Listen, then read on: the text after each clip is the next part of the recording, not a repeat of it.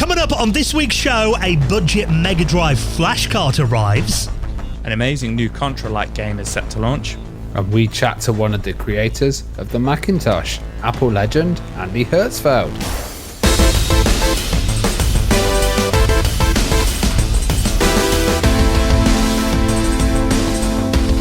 And the Retro Hour podcast is brought to you each and every week with our lovely friends at Bitmap Books. Now, have you seen their latest volume, Run and Gun, A History of On-Foot Shooters? Now, this goes over 496 pages. More than 300 games are in here, all the big ones: Contra, Gunstar Heroes, Metal Slug, Midnight Resistance, Turrican, and some hidden gems that you may not have come across before. We'll talk more about that in just a bit, but you can check it out in the rest of their retro gaming collection at bitmapbooks.com. And with our friends at PCBWay. Now, I'm sure you've heard about PCBWay before. They offer fully featured custom PCB prototyping, low-cost, fast turnaround quality boards, and if you're looking for someone to do services like 3D printing and injection molding, they've got you covered. And check out their incredible retro community page on their website. They're big supporters of the retro community. You can get an instant quote right now for your project at PCBWay.com. Hello and welcome to the Retro Hour podcast, episode number 440, your weekly dose of retro gaming and technology news with me, Dan Wood. Me, Ravi Abbott. And me, Joe Fox. And very nice to have you joining us for our first episode of August already. Just realised only 60 episodes away from episode 500. Oh man, yeah, literally just over a year away from episode 500. That's crazy. Where do the weeks go? I know. But we have got a podcast this week to focus on before we get to episode 500. Let's not get ahead of ourselves. Yeah, so nice to have you joining us, of course. This is a show that comes out every single Friday and brings you up to speed on all the big happenings in the world of retro gaming and technology from over the last week. We always say it's a show of two halves, really, isn't it? First half of the podcast is when us nerds geek out about what's been happening in the world of retro gaming and tech from over the last 7 days, and we're the guys that keep an eye on all the blogs and the social media sites because we know everyone's busy. So we give you basically the headlines of what's been happening over the last week. And then the second half of the show is when we welcome on an industry veteran to tell us their story. Now, I've got to say, they do not come much bigger than our guest this week. Now, we're going to be talking to Andy Hertzfeld, who is a name that, if you've studied the history of personal computing, it might not be a name that instantly jumps to mind. I mean, you normally think like Steve Jobs, Bill Gates, but he was very important. And actually, I've been reading his website, folklore.org, which, if you haven't seen that, it's got some incredible stories about the early days at Apple, because Andy was actually one of the original developers of the Apple Macintosh. So he joined Apple back in 1979. He was a systems programmer and quickly became a core member of the original Mac team. And the thing about it is, back then, I mean, you think about the history of personal computing. Today, we're all used to graphical user interfaces. For example, if I think of even using a DOS PC back in the day, the fact you had to go on and, type in commands to navigate your files and folders. It wasn't very user-friendly, was it? Not at all. And I mean, not even just talking about DOS PCs. Over here in the UK, when we had stuff like, the ZX Spectrum and the Commodore 64, that early wave of home microcomputers, they dropped you into BASIC when you first turned them on. So it was assumed that the user would have at least a basic knowledge of programming or be able to read the manual and memorize commands. Then obviously the graphical user interface came along, and that's been the de facto way of using computing ever since. So that was a lot of the stuff that Andy worked on at Apple. It was really making sure that the machine was a user-friendly computer for the end user. And it really made the, personal computing became accessible. Yeah, and it was a really interesting time. So, we talked to Andy in this interview about when he joined, and it was, the Apple II, which was a great kind of expandable machine. And then, of course, going into the Apple Lisa, and, that was one of the first machines with a GUI that was a home computer. And it cost $10,000. So and it didn't sell very well. It cost quite a lot, yeah. And then into the Apple Macintosh, which, we've seen lots of films about Apple and the history of Steve Jobs and hearing about those times and the kind of changes that happened within the company. Some people love Steve, some people weren't the biggest fans of Steve. So we hear Andy's kind of personal views of this. And I remember seeing Andy also in Michael Fassbender's Steve Jobs film as well. And, the Danny Boyle one. Yeah, and Andy said it was nothing It wasn't related to how it happened. That film was not aiming for realism, really. But it's really interesting to hear his story, especially during that time, because he worked at General Magic later, which were an absolutely fantastic company that were pushing technology and, helping create the basis for stuff like the iPhone. They were researching emojis. There was all sorts of kind of crazy projects coming out of that company. And it's really interesting to hear about when Steve Jobs left and when John Scully came in. It's a really fascinating interview. Yeah, I mean, I think hearing about those early days at Apple, because, I mean, he runs a website, I mentioned folklore.org, that I'll put in the show notes, where you can read a load of anecdotes about that time and the fact that they were, the hours they were working to get the Macintosh launched. I mean, there's famously these T-shirts they wore that said 90 hours a week and loving it. It was said that they worked 90 starts at the crunch there, isn't it? Yes, it's like, just insane, the work they went through to get this machine on the market, and then how Steve Jobs suddenly came to him just before the launch, after I think he'd been awake 48 hours, and said, "You're not finished yet, we need a demo to launch the machine with." So you hear all about that, and of course, Steve Jobs' famous reality distortion field. We get Andy's thoughts on that, and like you said, when he went to work for General Magic, basically making what was, the smartphone back in the early 90s, and how that kind of fell apart. So, and how different things could have been.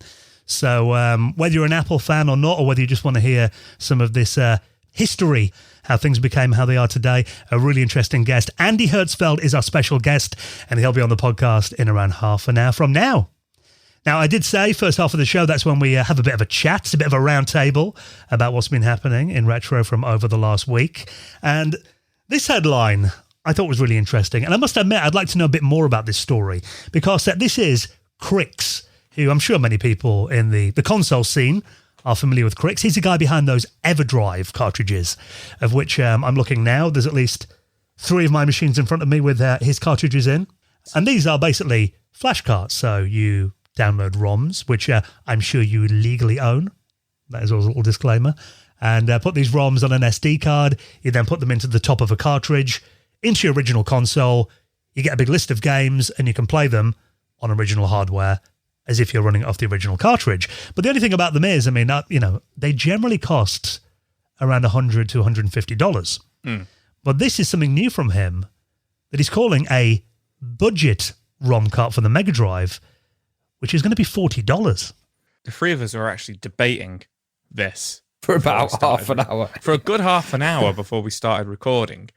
It seems very, very interesting and very affordable, as you say, Dan. $40 this one's going to be. But there is a statement on the official product page. There are no fancy features that modern cartridges usually have, so don't buy this device unless you are sure you understand what it is. So I was a bit like, oh, brilliant. Dan and Ravi will know what this is. Saw this. And as we would have it, I'm not saying that we don't know what it is, but we've all kind of got a little bit of a different opinion on what it is. But what it looks like to me is it's a very basic EverDrive cartridge. So it doesn't have any like FPGA on there.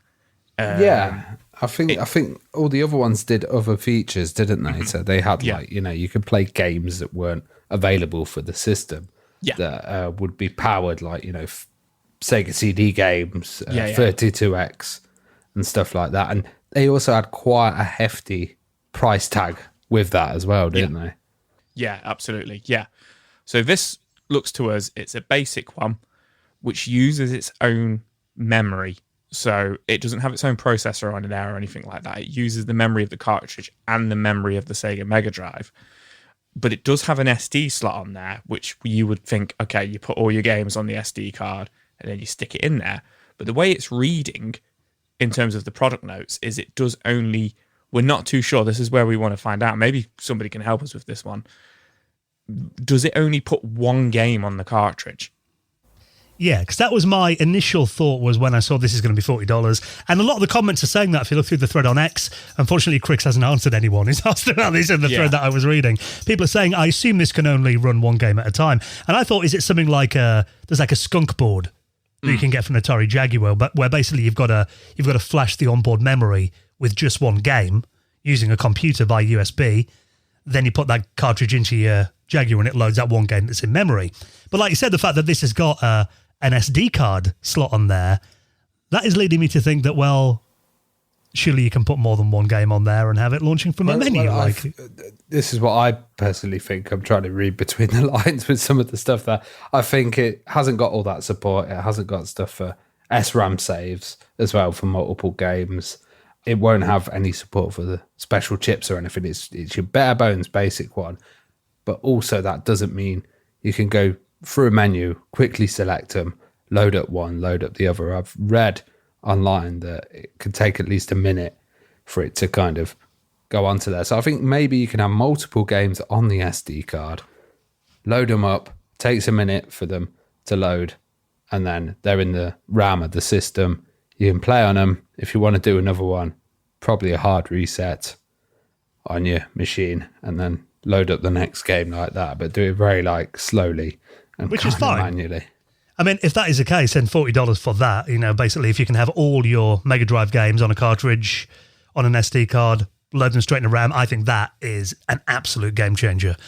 If it's $40 for something that can only store one game at a time, though, I can see that there's going to be a market there for homebrew developers. Yeah, I can't see. I guess you'd have one SD card for every game, and then you'd have this huge stack floppy disks. That wouldn't make any sense. But literally, all the comments on X that I'm going through, people are like, "Oh, I assume it can only have one game at a time." Yeah, maybe they'll probably have this answer by the time we release the show. Yeah, probably as usual, and then we'll be "Oh, okay." A lot of people are asking it, so that is definitely something we'd like clearing up because I think for example, you, Joe, you haven't got any flash cards for any of your systems, which always amazes me. But then I do understand that they are very expensive for what they are. I mean, I must admit, I did kind of get a lot of Mind Center's review units on my YouTube channel 10 years ago. But yeah, I mean, for something like this that is, $40, would this be something that would get you into the world of flash cards then? If it does what Ravi thinks it's going to do in terms of game changing and in terms of, you load one game into it at a time, but they're all there on the SD card and it just takes a minute or whatever, then yeah, like you say, it's a lot more affordable. But then it's so confusing because on the time extension article here, this cart will allow homebrew developers to produce physical cartridges cheaply, either for sale or testing purposes. So then that alludes to what you're worried it is, and it is just a one game. But then also it's open ed, so it's open source, which is really cool, and made in Ukraine as well. And I was just thinking open ed means this can develop. Maybe it will start off as a slower, smaller thing. More people contribute to the project. There'll be, new firmware that can go on there, or they can flash it in a certain way that will start to do other things and have new functions. And I think that's the cool thing about open source projects as well. Yeah, I think if this is going to allow people to basically play their list of games off an SD card on their Mega Drive using a $40 flash cart, I think that is a real game changer. And I think, it will open up the market to a lot more people. So fingers crossed, that is what it is. Like we said, details are very scant at the moment. But if you want to read more about that, I think, like you said, Ravi, the fact that it is totally open source as well. Yeah. I imagine even if it can't do that at this stage, it probably won't be long until someone makes a version of it that can, if I'm honest. So if you want to check that out, we'll put that, what we know so far, just dropped it the day that we record this. We'll put that in the show notes at theretrohour.com and on your podcast app. Now, I bet this is a game that you're eagerly anticipating. This is a new Contra-like game that is coming out on modern platforms. This is called Iron Meat, and this is set to land. It said September 26th. I thought it was ages away. Next month. It is August now. Not far. Yeah. So we did touch on this back in May 2023 when it was first announced, and it was meant to launch October last year. So been eagerly awaiting this one. This looks like a really pumped up modern version of the original Contra games, and modern Contra games, they're not the greatest games, unfortunately. There was one that came out earlier this year. I've not checked that one out, but they tend to get a bad rap. But this Iron Meat looks absolutely fantastic. More like Contra NES style gameplay by the looks of it. Yeah, more like Contra NES gameplay, maybe more like Alien Wars, the third one, for the Super Nintendo. Really, really, really nice modern pixel art. Looks absolutely brutal, really gory, kind of gameplay wise. fighting monsters, aliens, etc. All very bioorganic, mixed with metal, etc. With a real pumping metal soundtrack, which really gets me going whenever I watch the trailer. It looks very Turrican-y to me as well. Yeah. You know, with some of the spinning attacks and stuff. And I didn't play Contra as much, but you know, it also looks a bit like Broforce. Yeah, you might actually be a bit closer with Turrican there, because I always found Turrican a little bit faster, and this is a little bit faster than Contra, I would say. And the way that he's kind of aiming the weapons, but also when it's zooming out, you know, some of the graphics are absolutely gorgeous, and that kind of huge playfield that you had with Broforce as well, it's got that kind of vibe. You know, this is a good thing about these modern titles; they can really push it, can't they? Yeah, absolutely. It is going to be on everything, like Dan says. PS4, PS5, Xbox, Steam, you know, Switch, Epic Games, GOG, everything in September. So, yeah, only a month and a half, 2 months for this one. And it's retroware, isn't it? So yeah, retroware as well. Being developed by, oh, God, I'm going to ruin this, Ivan Vilarovich Savilov. Or Ivan Meat, which I love. Stick with that, Joe. Yep. He's the lead program on this. I'm going to keep an eye out for some of these games because this looks absolutely fantastic. I'm going to be picking this one up. It is also going to be coming out on... Is it coming out on physical? It is, yeah. Strictly Limited. I'm going to be releasing it. Dan can't play this because he's a vegetarian, but... Strictly veg. I'll wait for that version. But I mean, one thing I love about it as well, I mean, you've got the multi-phase boss fights in there as well, like the classic run and gun titles. Mm-hmm. There's also multiplayer couch co-op. Yes. As well. So, which for these kind of games, I mean, it looks like it could be a tough one. I think having a friend on the couch with you playing it, particularly for me, would be quite handy. You see, I'm desperately trying to find co-op games to play with my wife at the moment because we've just played everything to death. So whenever a couch co-op game comes out, we're like, yeah, brilliant. But this could end in divorce, this one. This does look tough. I'm not going to lie. It could end with me screaming at her. So yeah, that lands end of next month. You haven't got long to wait, so I'll link up the trailer if you want to check that out as well. Now, this is interesting. Now, obviously, the Sega Dreamcast, the VMUs were always quite an interesting concept. The little memory cards that you got in there. And, you know, back in the day, it was often said that you could play games on the VMUs, but they were very simplistic games back then, weren't they? I mean, you know, it's kind of like a little Tamagotchi that you could take around the battery. I remember them running out really quickly as well. However, if it was able to do this back in the day in full colour, this would have been something that everyone would have wanted in the school playground, I imagine. Someone's actually modded a VMU to play Mega Drive games. Yeah, this looks really cool. So, like you say, the original had the black and grey screen, little LED screen, and, you know, you could play the Chow Garden game on there from Sonic Adventure 2 and stuff like that. Very basic. Save games as well. That was exciting. And, you know, it was there to save your games and look at your health. Yeah, you get quite good graphics on there. And recently they released the VMU 2 as well, which is kind of an upgraded version that was quite expensive, but it did a lot of interesting things as well. But this is one of those kind of mods, isn't it? Mm-hmm. Yeah, so this is a Mega Drive inside of a VMU. And for those who aren't familiar with the VMU, they're about the size of a matchbox, probably about, an inch and a half tall by about half an inch wide, maybe a little bit bigger than that, aren't they? Not very big at all.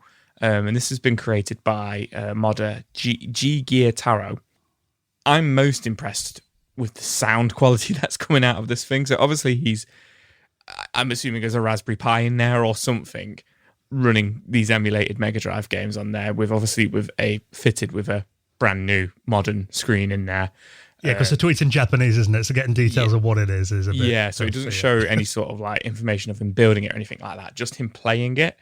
And in the two very short clips, he plays Streets of Rage and then Space Harrier 2. And they play perfectly. And I'm really impressed with the sound that this thing's putting out. He must have put a speaker on the back of it or something. You don't actually see in the video. The only sound I remember the original VMUs making is that yeah, when you load it Dreamcast up and when the battery's dead. So he is crammed a lot into this tiny little VMU device. Interestingly, the Mega Drive had 3 face buttons. It had the A, B, and C, whereas the VMU only has the D-pad, the very tiny D-pad, and then the A, B, and then sleeping mode.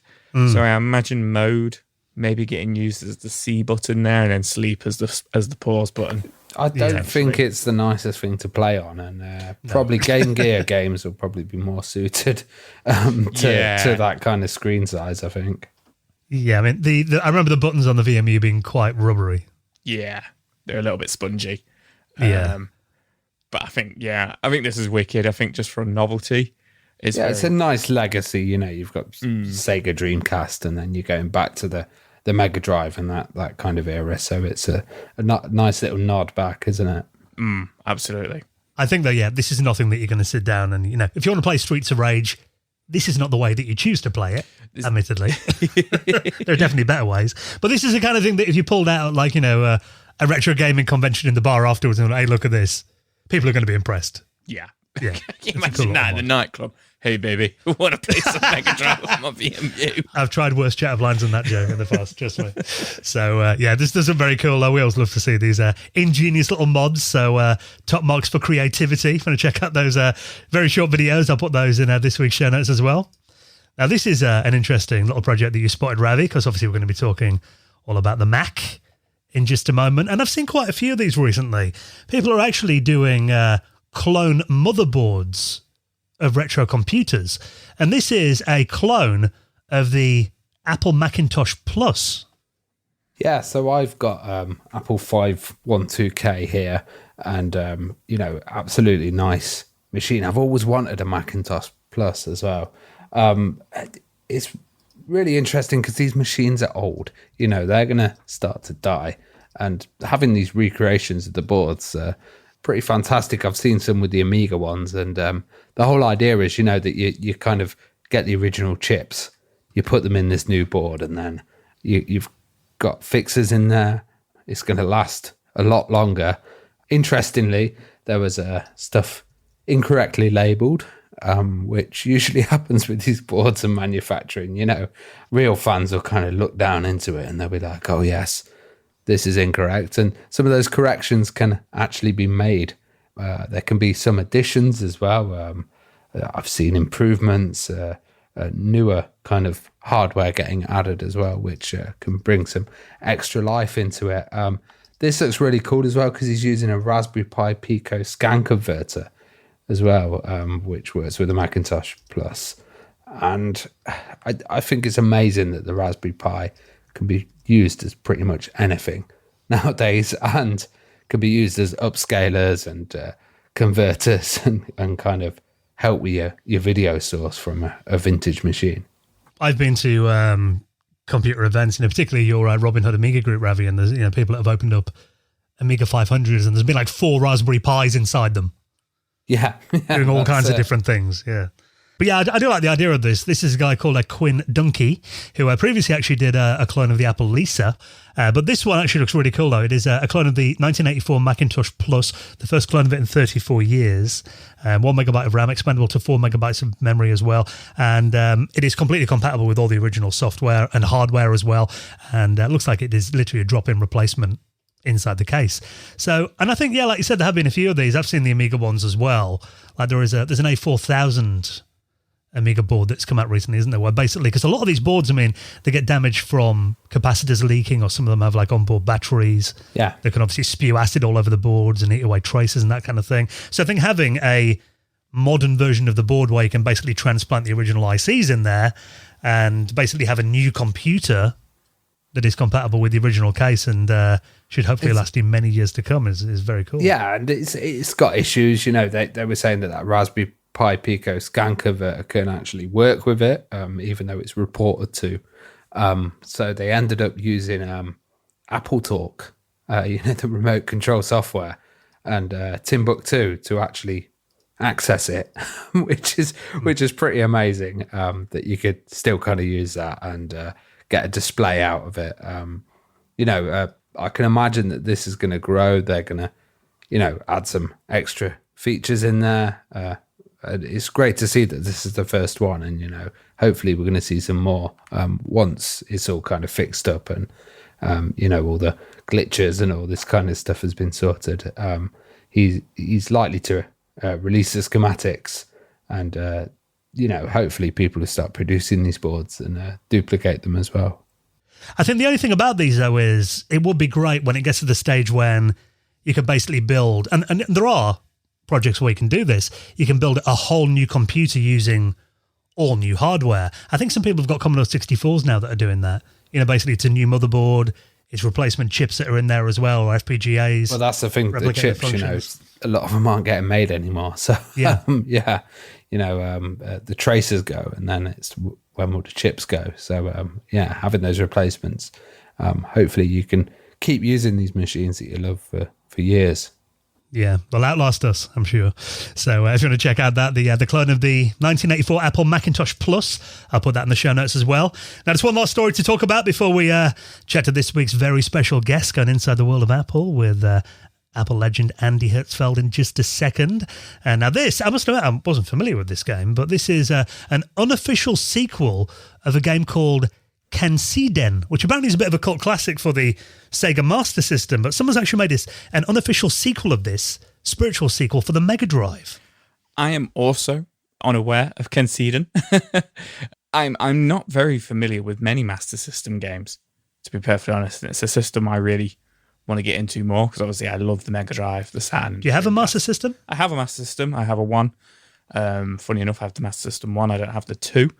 I have the 2 and don't have the 1. Oh, there we go. Maybe swap for a weekend. And I have about 10 games for it, because I went for a small phase of trying to get like games that came out on the Mega Drive and the Master System to kind of compare them, but realised quickly that it'll be a really big feat because of actually quite a lot of them came out on the Master System as well. But anyway, have you got any? Well, we're talking about Master System Model 1. Have you got any of the games that came out on memory cards? I haven't. No, but my friend Jason has them all. Right. He has the whole set of the card games, because I think there's only about 10, so it's not too hard to get the entire set. But yeah, this is Hayato's Journey, which looks absolutely fantastic. It is the first Mega Drive game, complete Mega Drive game, to have been made on the Scorpion engine, and it's been made by a developer called Master Lin Kuei. There's a 6-minute trailer. The game is already out for download, so you can download this now and go grab it. It looks absolutely phenomenal. This game does. It looks absolutely fantastic. Like, the soundtrack for this is it's so Mega Drive.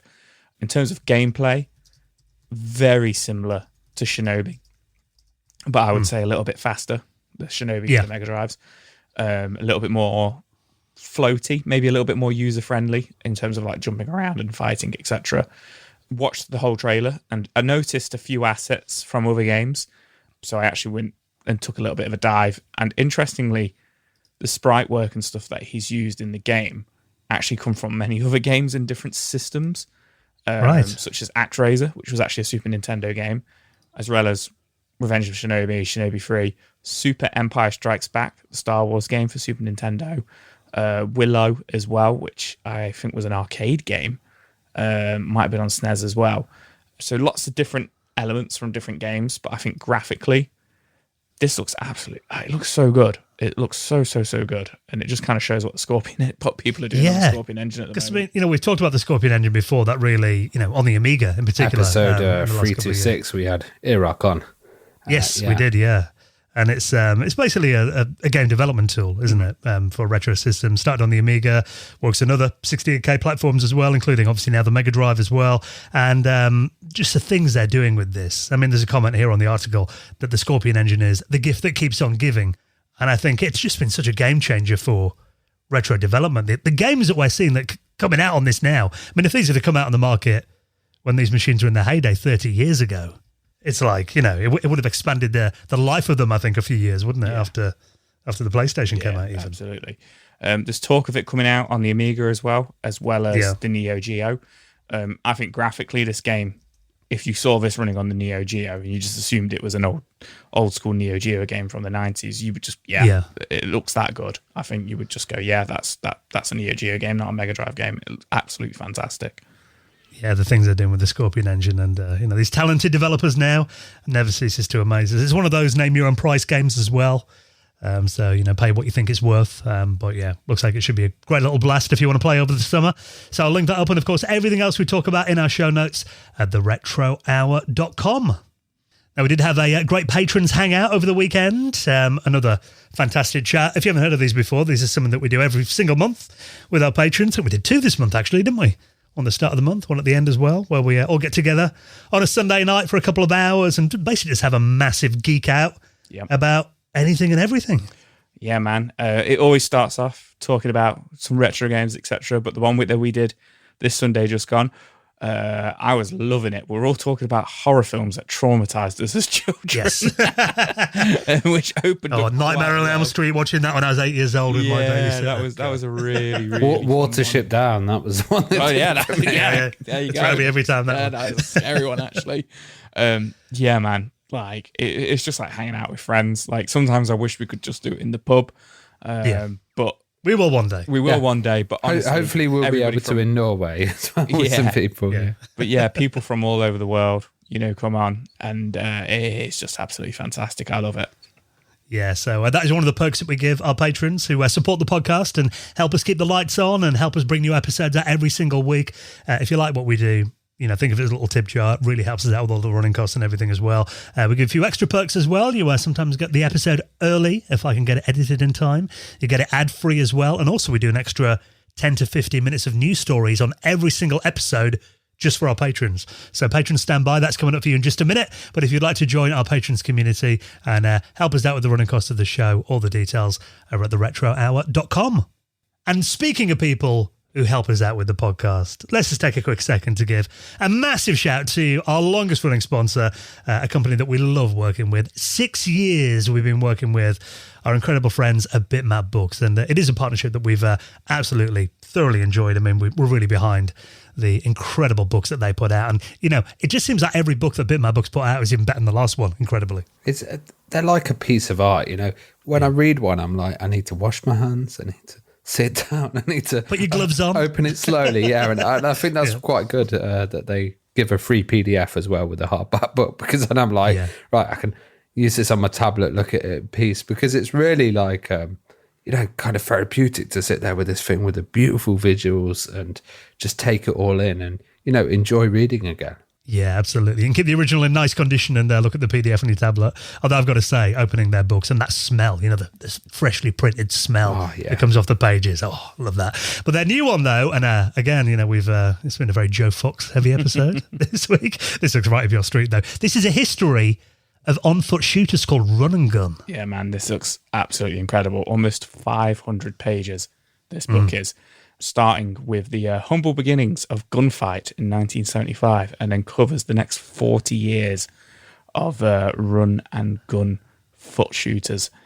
There's just so many games in here, but it covers all the Mega Man games, all the Metal Slug games, you name it, it's probably going to be in there, all the way up to modern games, such as one of my favourites, Cuphead, and also the Hotline Miami games are in there as well, Turrican, Contra, Super Star Wars games, Smash TV. There's so many games covered in this.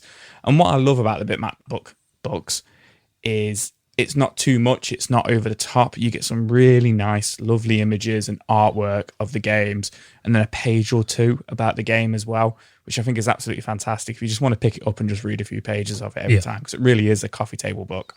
Yeah, they're really accessible, and they've got some contributions in there from industry legends, Sega Lord X, Graham Mason, Chris Scullion's in here as well. And like you said, covers over 300 games across 496 gorgeous pages. So if you love your run and gun games, this is the ultimate love letter to that genre, and it is available right now. You can check it out and have a look at the rest of their books as well. Let them know that we sent you. It always really helps out the podcast as well. Support our sponsors. Run and Gun, a history of on-foot shooters, available right now at bitmapbooks.com. So thank you for checking out the news on this week's podcast. Of course, all the stories we talked about will be in your show notes. Have a look on your podcast app, or you can click through directly from our website at theretrohour.com. Right then, stand by. We have got a true legend on the podcast next, a veteran of the computer industry with Apple superstar Andy Hertzfeld is next on the Retro Hour podcast. You're listening to the Retro Hour podcast, and it is time to welcome on this week's very special guest, and anyone who knows anything all about Apple and, of course, the history of personal computing. I'm sure we'll be familiar with our guest this week. He's known for a pivotal role in the development of the original Apple Macintosh, joining Apple in 1979, and quickly became a core part of the Macintosh team, contributing to the implementation of the system software in particular, and later went on to join and co-found one of the most innovative, forward-looking tech companies ever, General Magic. So we'll get into all of that, I'm sure, with our guest this week, Andy Hertzfeld. How's it going, Andy? Good. Thank you for coming on and hopefully doing some reminiscing with us. Hopefully bring back some memories of those early days at Apple over the next hour or so. But I'm interested, it's a question that we always like to ask our guests at the start, is basically what started your interest and your passion? I mean, do you remember initially what got you into computers and technology, where that journey began? Yeah, there was a class in high school in 10th grade. They didn't, in those days, of course, computers were pretty hard to find, but they had a terminal that was hooked up into a GE time-sharing system about 10 miles away. And I took my first class and just fell in love with computers and programming. You ended up studying at UC Berkeley as well. And that's a grad student. Yeah. And what kind of machines were around there? UC Berkeley, then, it was PDP 1170 was the main computer used by the computer science department. But while I was there, they switched over to a VAX, which is also digital equipment, a later, more powerful computer. No personal computers, though, at all in 1976 there. When did you kind of first hear of Apple, and when did you decide to get an Apple II? Well, the first time I saw an Apple II was when it debuted at the first West Coast Computer Fair in April 1977. I saw it at the booth and I was immediately drawn to it because of its color graphics, its innovative design in so many ways. As I was saying, I didn't have enough money to afford one in those days. When it debuted there, it was $1,800 for a 4K machine. Yeah. And that was more than I had in the bank. But later in January 78, they had a $400 off sale for the Apple II, for 16K Apple II. And I was able to afford that. So I got one and immediately became obsessed with it. I thought it was the best purchase I've made in my life. I still think that today. And what kind of things were you doing with your Apple II at home then when you first got the machine? Well, just I was obsessed with getting to the bottom of how it worked. So I started writing little assembly language programs. Before, one of the main catalysts was there was a users group that I was a founding member of starting in April 1978. It met once a month, and before each meeting, I stayed up for hours and hours into the morning, getting whatever programs I had written that month in good enough shape to give to the club for free. When I started out, there was no market for personal computer software, but it wasn't even well understood if there would ever be a market. So it was just doing it out of fun and passion and curiosity. And it was amazing, as you guys probably know, Steve Wozniak's design was incredibly innovative. Imagination bursting out of every socket. You know, it was just and that was a formative experience for me when I saw and understood Woz's work. I thought, well, that's the kind of work I want to do. Well, you went to work for Apple very early in 1979. So tell us your journey from, being an Apple II enthusiast and being at the club to actually working for Apple itself. And do you remember what the interview was like? Yeah, well, what happened was, as I said, I started developing programs that I gave away to the users group. That I gradually got more ambitious until finally I wrote a systems program that overcame one of the detriments of the Apple II. Believe it or not, the original Apple IIs did not support lowercase letters. Hard to imagine these days. And so I realized I could use what was called the high-res graphics screen. Today, it's the Apple II screen resolution is about the same as an icon. So it was 280 by 192. But those days we called that high resolution. But you could use the graphics to draw whatever you wanted, including lowercase letters. So I was able to figure out how to plug it into the system and gave it lowercase letters and color letters, a few other things. Usually what I had been doing up to that point was when I wrote a program that I thought was interesting enough, I'd send it to magazines like Dr. Dobbs Journal. There were all these little tiny magazines springing up to support the nascent personal computer revolution. Anyway, the highest thing I could think to do with my programs was getting them published in the magazine. But I showed my lowercase letter program to a friend, and he said, don't give it away like that. You could sell it and make tens of thousands of dollars. I said, I don't know how to sell anything. I could never do anything like that. He told me, well, don't worry about it. You just do the programming. I'll do the rest, and we'll split the money for it. So that's what we did. We started taking my little character generator program around to the different tiny little companies that were publishing PC software. And everyone we took it to loved it and wanted to publish it. So we thought, well, you must not be big enough. These were little 2-3 person companies until eventually in December of 1978, we had an appointment to show it to Apple, which I worshiped by then. In particular, to show it to Steve Jobs at Apple, who at that time his title was Vice President of New Products. And so we had some trepidation, though. I was friends with Chris Espinosa, who had taken a leave from Apple to get a degree at UC Berkeley. I met him because I was his teaching assistant in the introductory programming class. I told him we were going to take my character generator program down to Apple and show it to Steve Jobs. He said, watch out. If he doesn't like your program, he'll bite your head off. Yeah. I remember he said exactly that, but I wanted to keep my head attached to my neck. But I thought, well, we'll give it a try. And we showed it to Steve, and he was incredibly kind and welcoming to us. He liked my character generator program. We left that day with a deal for Apple to buy it. But then Steve's assistant called me back a week later saying they changed their mind. Apple never did buy it. They had a pretty good excuse, though, which is my program was intended for one of the empty ROM sockets in the Apple II. Apple II had 6K of ROM, and it only used 4K. If I'm trying, maybe my numbers are off because I haven't thought about this for decades. But Apple was already planning the Apple II Plus, which had Microsoft BASIC in those ROM sockets instead of Woz's brilliant integer BASIC. So they didn't have a slot for it anymore. So the guy told me, well, reluctantly, we're not going to buy your program, but we'd like to hire you. I was pretty excited about that.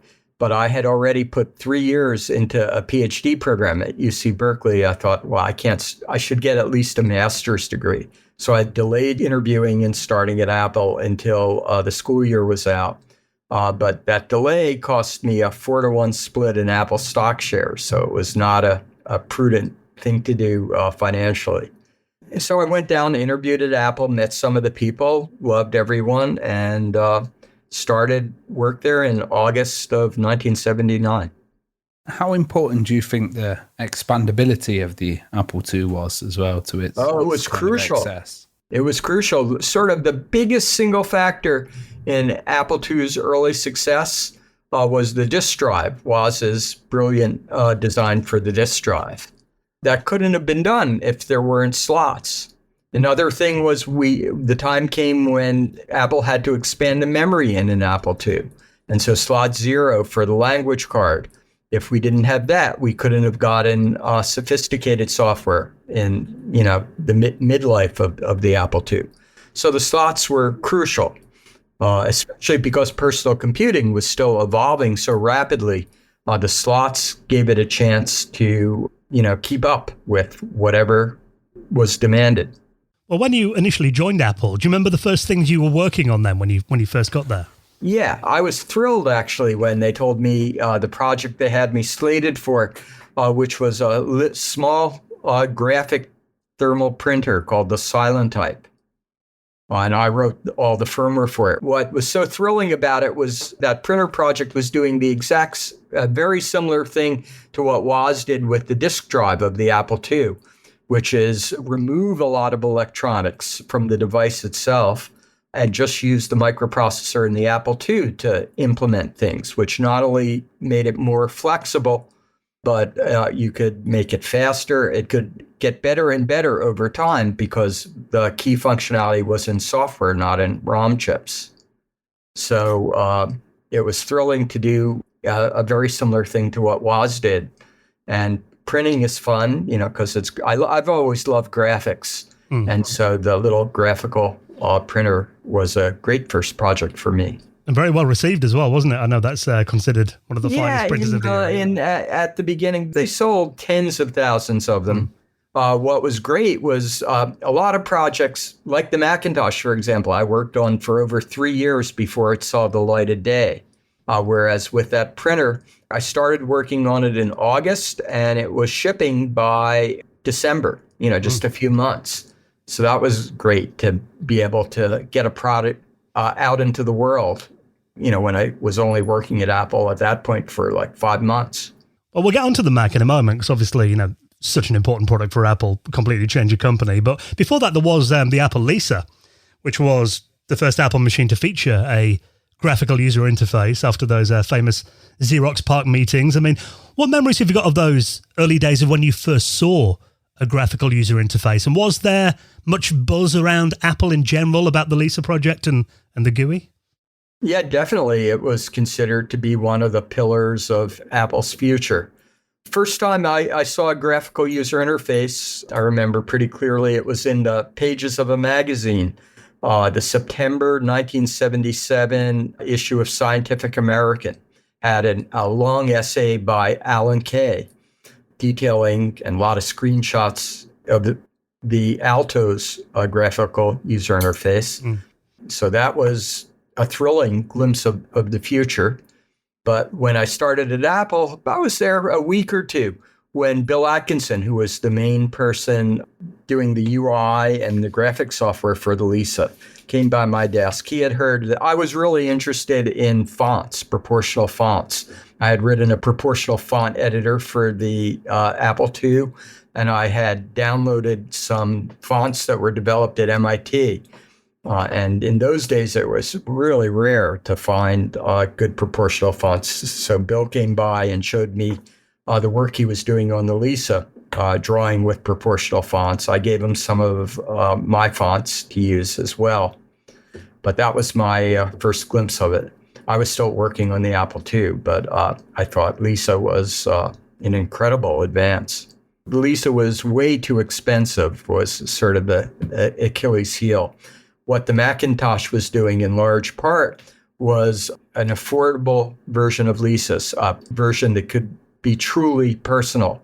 Lisa came out, ended up costing about $10,000 when it came out. That's not very personal. Most people couldn't afford that.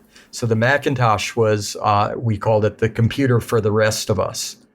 Not only was it affordable, but it was easy enough for an ordinary person to use. Well, when did you first become aware of the Macintosh project, and how were you brought on board? Well, I became aware of it when Bill showed me the prototype software he was working on. I came on board when a famous day in Apple's history was called Black Wednesday, when Mike Scott, the CEO of the time, fired about a quarter of the Apple II group suddenly because he felt that Apple had made some bad hires and it was getting bureaucratic. But my boss was fired, essentially. So I was sort of freed up. I had already become friends with Burl Smith, who did the hardware for the original Mac, and Bud Tribble, who was working on the software. And so I thought, well, maybe this mass firing is my opportunity to start on the Mac project, which only had 4 people working on it at the time. I was pretty disillusioned by the mass firing, especially because they fired a few people I thought were excellent engineers. But Mike Scott, who did the firing, heard that I was disillusioned. He called me to his office and said, well, we don't want to lose you. What can we do to make you stay? And I said, well, maybe I could work on the Mac project Burl and Bud.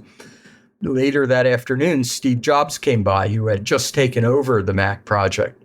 And he asked me or I had a conversation with him. The first thing he said to me, "Are you any good? We only want great people to work on the Mac. I'm not sure you're good enough." He went, though, and talked to Burl and Bud, and they said, "Oh, no, this guy's pretty good." So he came back to my cubicle late on a Thursday afternoon, like maybe about 5 p.m. And he said, "Congratulations, you're working on the Mac now." I said, "Well, just give me till Monday." This was on a Thursday, late Thursday. I wanted to get just the project I was working on in order enough for someone to pick it up so that the work wouldn't be wasted. But Steve said, I told him I was working on this new operating system for the Apple II. When he asked, he goes, the Apple II, you shouldn't work on the Apple II. The Apple II will be obsolete in a couple of years. You got to start on the Mac. I said, "Just give me a day." He goes, "No." And he went and pulled the plug on my Apple II, lifted it up, and started walking away with it. All I could do was follow him. He got into his car. He put the Apple II in the trunk. We drove to a little building, just a few minutes, about 4 blocks from the main Apple building. Took the computer out of the trunk, walked up to the second floor and dropped it on a desk, saying, "Here's your new desk." Then he just sort of disappeared. I started looking at the desk, and it had its previous owner hadn't moved out of it yet. The drawers were filled with all kinds of interesting little things like model airplanes and radio-controlled cars, toy cars. But it turns out he had put me at Jeff Raskin's desk, who he had just fired a day or two before. But that was my start on the Mac project. And what were the team dynamics like? Because I heard, there was famously an us and them kind of attitude around the Mac and the rest of the teams at Apple. Well, actually, yeah, it developed into that. But at the beginning, there wasn't that. No one believed in the Mac project. The Mac project was a skunkworks. It only had a few people. By that time, the Lisa team had like 50 people. The Apple II team had probably like 70 people. We were just a very small group. Even though it was led by Steve, he didn't have nearly the reputation that he had today. People thought really that Woz was the genius behind Apple, and Steve was lucky. Actually, one of the first biographies or books written about Apple called Steve, The Accidental Millionaire. It shows he wasn't that respected at the time.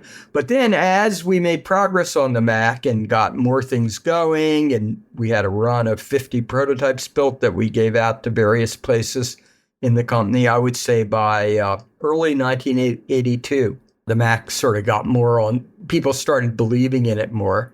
And that's when there was a little bit of contention between the different groups. The Mac was priced like an Apple II with the features of Lisa. So both of those bigger groups had reason to not want the Mac to succeed. But we just, kept moving forward. And eventually, the Lisa came out in January of 1983. By the middle of 1983, it was clear that it wasn't going to live up to expectations. And so the Mac became more of a central focus of Apple in the last year before it shipped. And so, there were still little animosities, but as more and more of Apple believed in us and counted on us, we became more mainstream at Apple. How did Steve Jobs' reality distortion field influence the Macintosh project? Well, Steve could convince anyone of almost anything, and that was an incredible asset to have. But of course, Steve also could be a pretty hard taskmaster. Steve's relationship to the project, he had corporate responsibility, so he ended up coming to the little building with the Mac team in the late afternoon, early evenings. We'd always show him what we were working on. He'd tell us, gossip or, stuff that happened that he thought we should be interested in. But he'd be very critical of the work you were doing. Sometimes he was kind of binary. Either it was incredibly great or it was awful. And there weren't very many points in between that. But he certainly spurred people on to doing their best possible work. The first thing that I heard, Bud Tribble coined that phrase, reality distortion field, and he explained it to me on my first day of work that Steve would, actually, it was for the schedule. Bud was telling me what the planned schedule was. This was in February of 1981. We were supposed to finish and ship by early 82, like 8-9 months, which was clearly preposterous. I said, Bud, that's ridiculous. We'll never be able to do that. And he said, I know. I said, well, how come you don't fix the schedule if you know that it's way off base? And he said, well, it's Steve. Steve had a reality distortion field. He could, make things happen out of sheer force of will.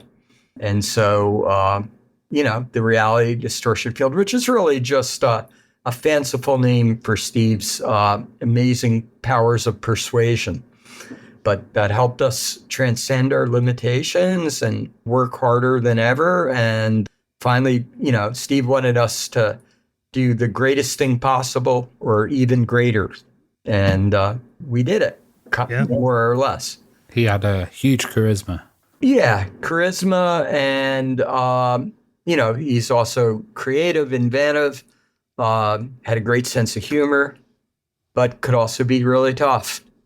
How do you describe your working relationship with Steve? And was there any kind of encounters that really stand out from that time? Any memories that you've got? Yeah, I always got along with him pretty good.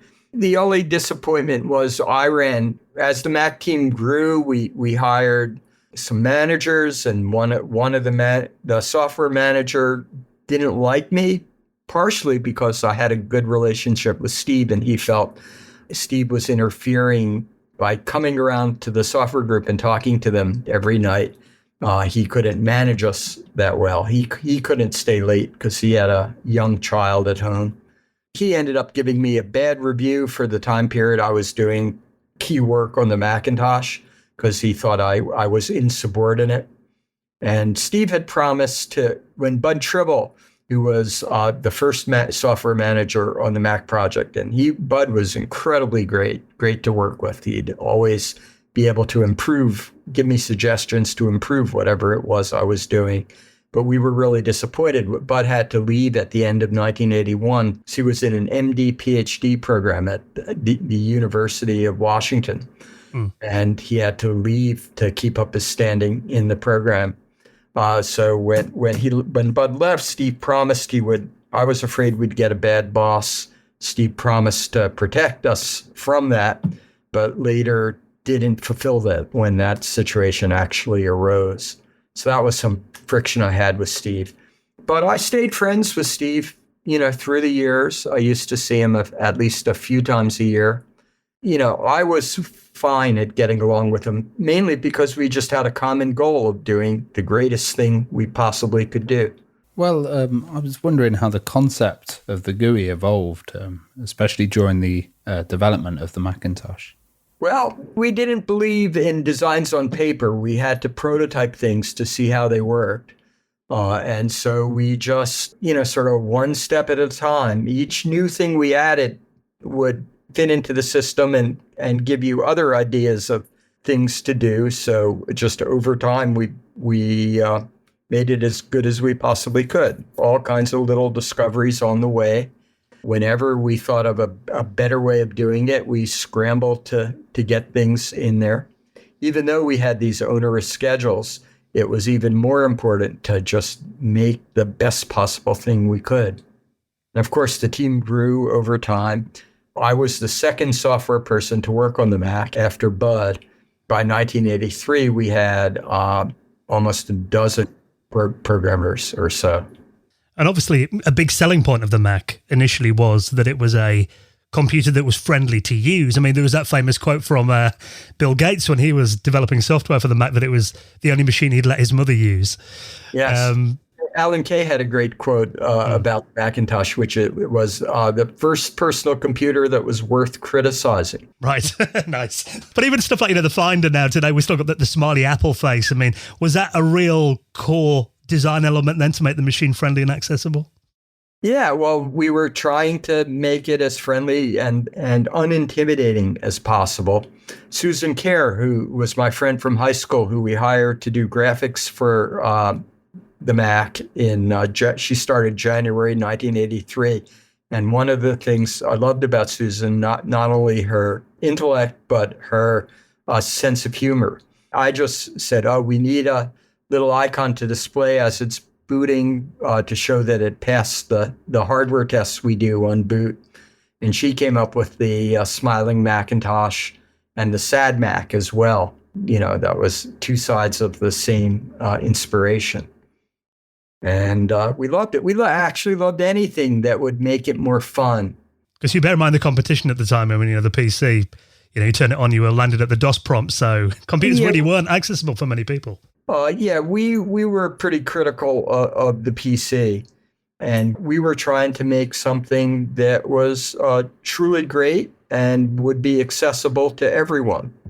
I would say Microsoft had very different values than Apple. The goal of all the work that Microsoft did was to make as much money as they possibly could, whereas Steve Jobs viewed himself as an artist, encouraged the team to think of themselves as artists. So we had more artistic values, not so much maximizing our profit, but maximizing the greatness of our product, trying to do the best thing ever. Microsoft wouldn't even care to do the best thing ever. They just wanted to make the most money ever. Whereas the Mac really was motivated by just making something that people would adore. Well, after the legendary 1984 commercial during the Super Bowl, was the pressure stepped up to deliver even more? And I was also wondering when you first saw that advert, was it the Super Bowl when you first saw it? No, we saw it as it was developing. I even they asked me to write a little software that was used in the commercial to flash numbers and letters on the side of the screen. But so we heard about it from the very beginning. Try It Day, the advertising company responsible for it that Apple worked closely with. They had already done a series of ads for the Apple II and stuff. But one of the concepts when brainstorming with them about what should the big intro ad be, they had come up for their Apple II work with the slogan, "Why 1984 won't be like 1984." We thought that was a great concept. They did a storyboard. They hired really good people to shoot it. I was busy working on the software. I wasn't that involved with it, but they had a shoot for the ad, I think in like August of 1983. Shortly after that, they made a rough cut. Steve showed it to the team. Most of us just loved it, but they showed it to the board of directors who hated it. They thought it wasn't product oriented enough. It didn't hardly mention the Macintosh till the very end. And so they said, sorry, we're not going to spend $1 million on this. And they instructed Try It Day to sell the Super Bowl ad time back. They originally were doing two versions, a 30-second version and a 1-minute version. And they sold the 30-second version back, but Try It Day essentially lied and say that they weren't able to, at this late date, to sell the 1-minute time slot, so we had to run it. And of course, it was a sensation. It was an allegory, a brilliantly shot, staged, creative, and I guess now it's considered one of the best ads of all time. Well, there is a great image as well on your website, folklore.org. Obviously, we'll talk more about the website and the stories on there soon. But I'm just looking at an image now of the T-shirts and the hoodies that you had made up, the 90 hours a week and loving it, so were you actually working these amount of hours then? I mean, what do you remember about that time then and the intense amount of hours you spent in the office getting the Macintosh project ready for launch? It evolved over time. I always worked late. Bud Tribble did too. So a lot of the Mac software development was done after dinner.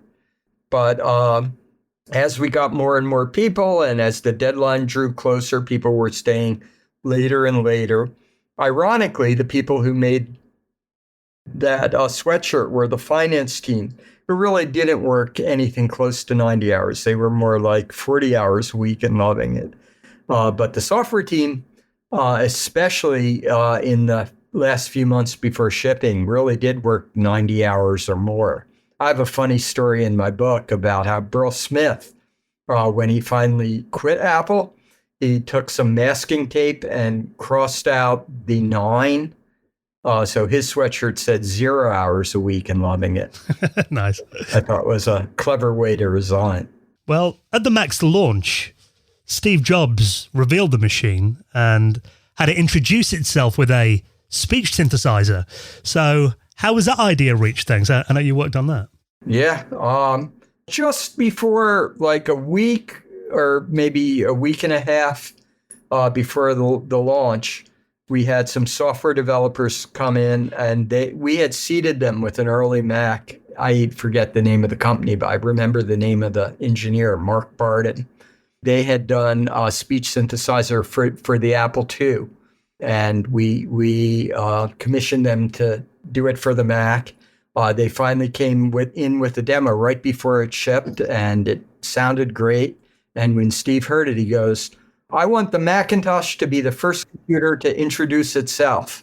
And so my job was to integrate the software. You know, all the hard work was writing the speech engine.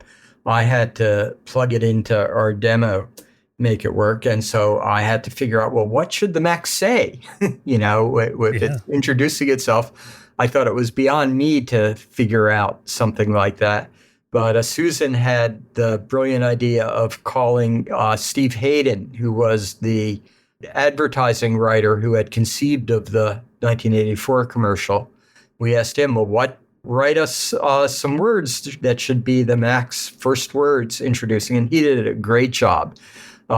Beginning, "Hello, I am Macintosh. It sure is great to get out of that bag." You know, it was in a bag on stage for the whole time Steve was talking. But anyway, the intro demo story was we had worked, you know, if we had worked 90 hours a week on average, the last couple weeks before we shipped, we were probably working 120 hours a week. Wow. The last 3 days, I got no sleep at all. And finally, we got the system disk done, and it was driven off to the factory to be mass reproduced. We were just lying on the floor, sighing with relief after working the hardest we ever worked in our lives. We were finally finished, at least for the first release. But then while we were like lounging around on the floor, Steve Jobs came in and said, "Get up, you're not done yet." And we thought, well, sure, we were done. What else could we do? But he goes, "We need a great demo to introduce the Mac with." And so we sort of sighed and were exhausted, but we also were attracted to the challenge of making a great demo. We only had like 5 or 6 days to do it. One of the things at the end was the speech demo we were just talking about, but we also had various other graphics demos and a slideshow of Mac applications and stuff. But during the rehearsals, the demo occasionally crashed. What it really was the huge letters we had scrolling across the screen pushed the memory limits of the 128K Mac.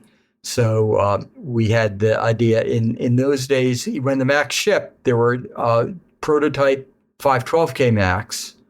Just 2 of them we had in all of existence. But we thought, let's use one of those for the demo to make it so it wouldn't crash. I was wondering then, after the launch, did you have your chance to let your hair down? Yeah. The launch was just an ecstatic catharsis. You know, the culmination of over 3 years worth of work. So we were just sort of in an exhausted haze, but in heaven. That, hey, we did it. We got it out to the stores. One of the things I did right after the introduction ceremony was I wanted to buy. It was supposed to be on sale. Not only was the Macintosh announced that day, but it was supposed to be available that day. So I set my goal, well, to go around to the computer stores and actually buy one just to prove to myself that you could do that. But it turns out none of the stores around had them yet. And finally, I found one that was willing to sell it to me, even though it didn't have it delivered to me for another month. And so I did achieve my goal of at least buying it on the day of introduction. And of course, I already had a few of them that we were using for development, but it just made it more real to be able to go into a store and actually purchase it. How were the sales of the Mac after launch? They started out great. By the summer, Steve set a goal that he mentioned during the introduction of selling 50,000 Macintoshes in the first 100 days. And we exceeded that. We sold about 60,000. And into the summer, it was still doing well. But in the fall of 1984, the computer industry experienced one of its downturn periods, and the sales of the Mac started drying up. Till by the December month, we had forecast 80,000 to be sold in December of 1983. And in fact, it was selling more like 6,000 instead of 80,000, a huge shortfall. And so the beginning of 1985, people started panicking. What can we do to fix it? I was on leave of absence from Apple by then, but there was a lot of pressure that, hey, the Mac's not selling. What can we do? And ultimately, that led to Steve getting kicked off the Mac team, which I would have said prior to that was impossible to happen. Steve was the heart and soul of the company, leader of the Mac team. How, that seemed like, very precarious times for Apple. Do you remember the reaction to that from the team? 'Cause that must have been, like you said, like having the heart and soul of the Mac team. Yeah. Well, it was mixed, Steve, because Steve was polarizing. Steve could be the greatest boss you've ever had and the worst boss you've ever had almost simultaneously.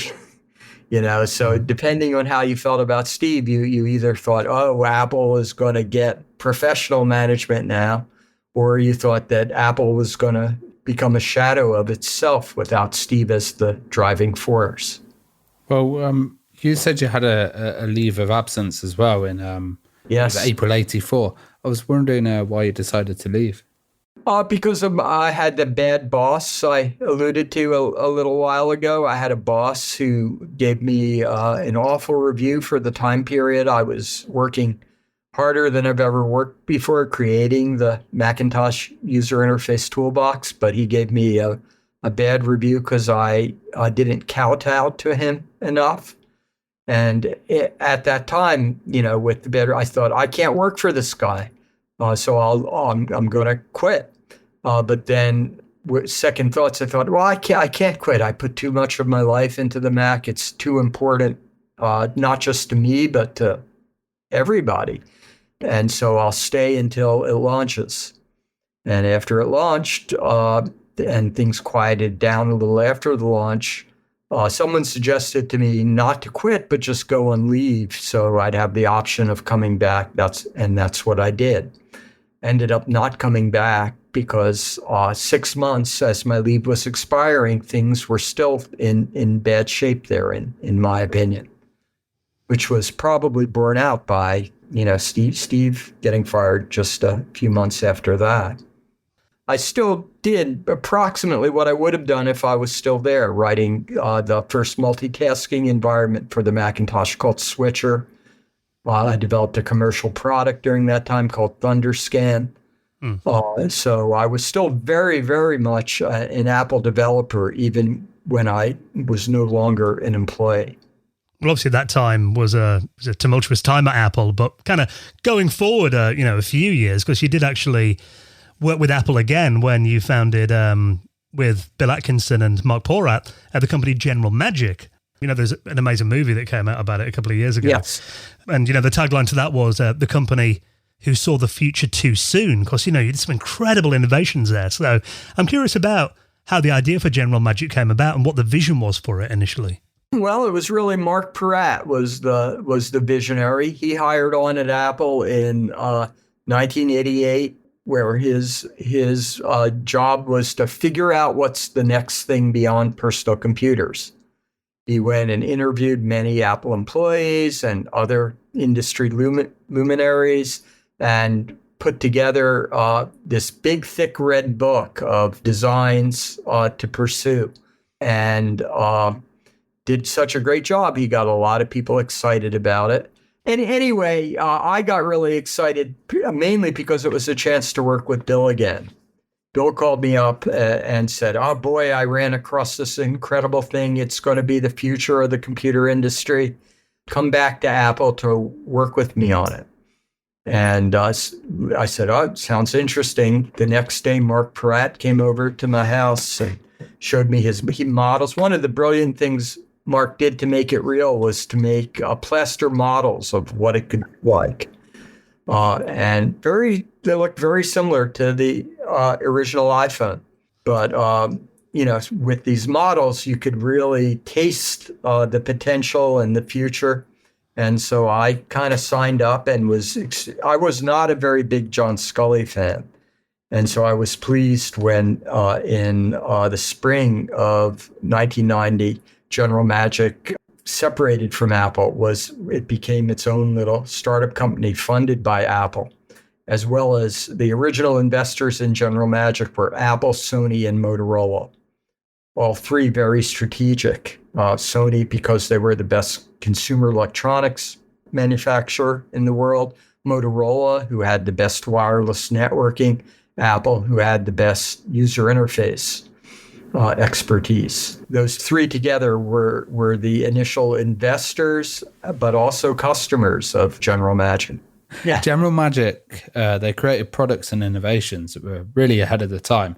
And one of the major ones was the Magic Cap operating system. Right. What was the idea behind that? We wanted to make it as easy as possible to learn and to use. Very much like the Macintosh, but even more so because we had a broader consumer ambition. And so, again, the way you make something new is you just try things out. And so it evolved over a period of 3 or 4 years. We came up with using, essentially building on top of the desktop metaphor from the Finder on the Mac. We had a spatial metaphor where a lot of your tools were on the desk, but we also had a hallway of doors to expand into and a street, quote unquote, where commercial services would be available. We also wanted it to be uniquely customizable. And of course, as always, we wanted to make it as fun and enjoyable and as lovable to use as we possibly could. So one mistake we made was we probably took too long doing it. We were both early and late. It's very, very important to get feedback from your intended users as you're doing it. That's why it probably would have made sense to do a more stripped down version first and build on top of that. On the other hand, General Magic was so many years ahead of the core technology it would need to really make a difference. So we were too early. We could have, if we started a few years later, we probably would have had a better chance to succeed. And then Apple decided, even though they were our benefactor and progenitor, they wanted to do their own thing with Newton. Newton was in development for 2 or 3 years before General Magic started. They were building something very different than General Magic. We wanted to build something that fit in your pocket and was based on networking. Communication was the center of the design. Whereas Newton had a full page display. They were supposed, General Magic's target price was about $500. Newton's, the original Newton I'm talking about, was more like $5,000. It was like inspired by the Dynabook, whereas General Magic was more inspired by the cell phone. But then when some of their plans Newton's plans didn't come to fruition, they made the fateful decision to switch gears and build something very much like what General Magic was building, something that could fit in your pocket, something that had a stylus. And that, of course, put us at odds with Apple. They were not as upfront as perhaps they should be. We were just blindsided. We didn't know they had changed the Newton to be directly competitive with Magic Hat. But they did, and that was disappointing. If Apple ended up joining forces and working together on something, would have much better chance of succeeding. Both Newton and General Magic suffered from what happened. We could have got the iPhone maybe a decade ahead of when we got it, maybe. Yeah, except there were so many enabling technologies that weren't ready yet. You couldn't have the capacitive touchscreens back when we were doing it.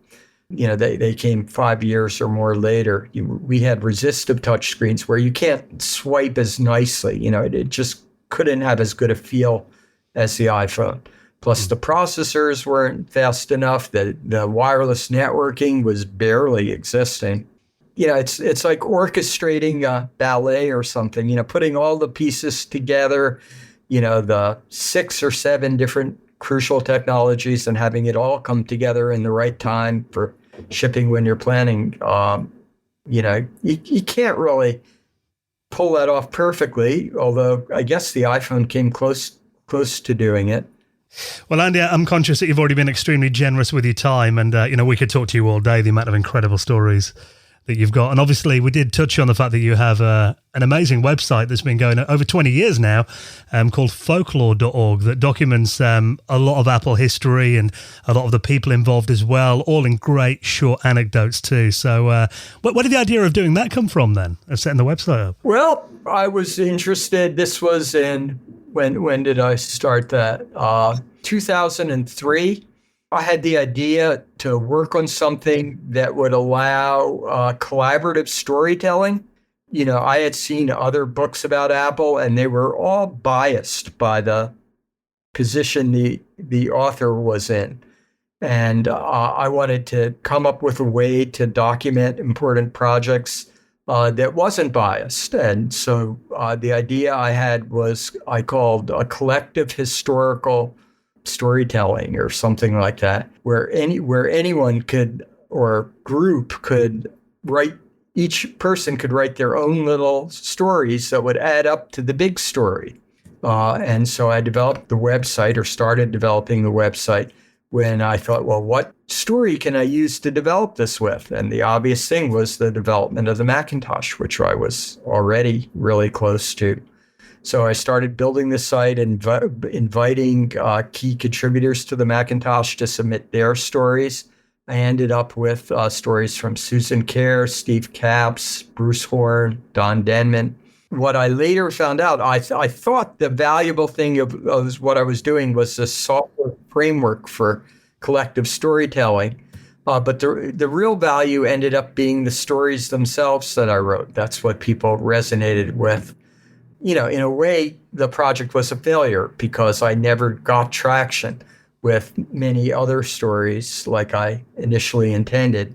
On the other hand, the Mac stories were worthwhile. We ended up spinning it out into a book, which I'm really glad happened. The book ended up being beautiful and a great thing to have. Yeah, with some news, I guess, not that much news, but late last year, I got the Computer History Museum to take over the maintenance of the Folklore website. I started thinking, hey, I'm 71 years old. I don't know how much longer I'll be around. If I got it under the auspices of an institution, it'll last longer than I will. So I had to, in some ways, disembowel it to get it to be acceptable to the History Museum. Because they needed it not to have any maintenance. Because then I might not be around. If you do anything too fancy on the server side, it almost certainly will become obsolete in a few years as the rest of the site develops. So I had to freeze it. I had to take away the ability to add new stories, add comments and ratings. But with, in that frozen state, it was ideal for the Computer History Museum. So I'm glad that worked out. Yeah, I think it's in safe hands with them, absolutely. Yes. And but people can read the book. Actually, I'm looking at the Kindle version is available right now on Amazon. Revolution in the Valley, yes, with the foreword by Steve Wozniak. Yes. Are the hardbacks still available for it? Yeah, you can get them used. Yeah. Okay. If you just search for it, they're all over the place. But yeah, it's out of print. I'll put a link to the Kindle version in the show notes so people can buy it on Amazon. Yeah. If they want to check it out. And of course, Folklore as well. That will be in the show notes too. Yeah. Andy, it's been an absolute pleasure talking to you and some incredible stories that you've shared with us. So thanks again for coming on and doing some reminiscing with us. It's been an absolute honor to talk to you. Okay, great. Thanks.